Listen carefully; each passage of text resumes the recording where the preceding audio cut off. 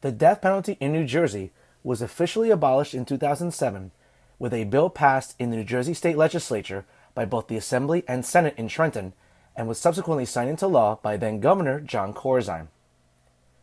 The law itself had been in existence since 1982.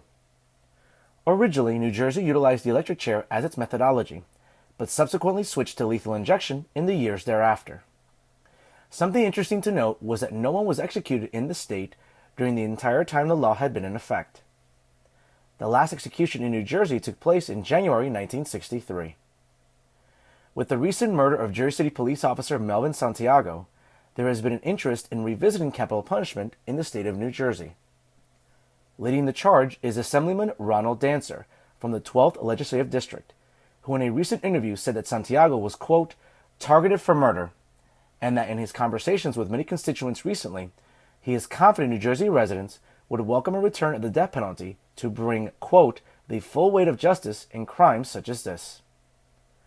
Under his proposal, terrorists and killers of law enforcement officers and children would face a death sentence. Officer Santiago was ambushed by a man who assaulted a security guard stationed at a Jersey City Walgreens on Communipaw Avenue. And as we all know fully well, this isn't exactly the safest of neighborhoods.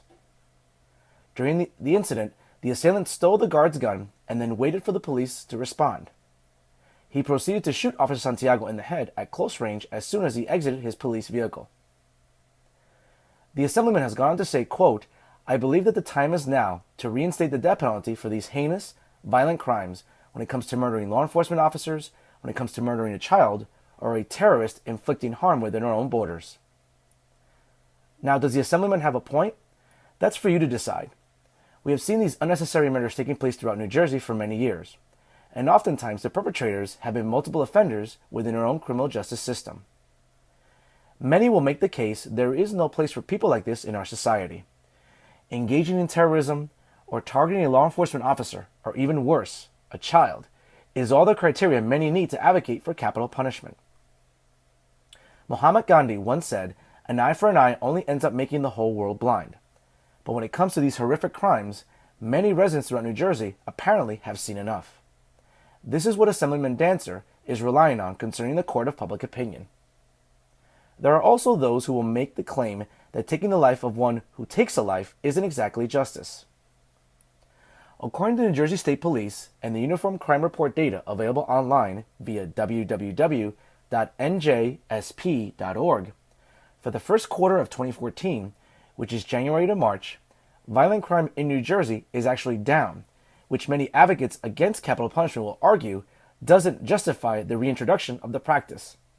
But at the same time, there are those who throughout the state will insist the aforementioned certainly warrants an exception. If the Assemblyman's initiative gains steam in the legislature, who knows? Will our elected representatives in Trenton begin to take notice? It's too soon to say. But he is indeed laying the foundation, and certainly this will continue to generate considerable debate statewide.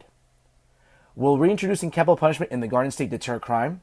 We don't know for sure, but it sure seems as if the process to bring it back is coming along slowly, if not surely.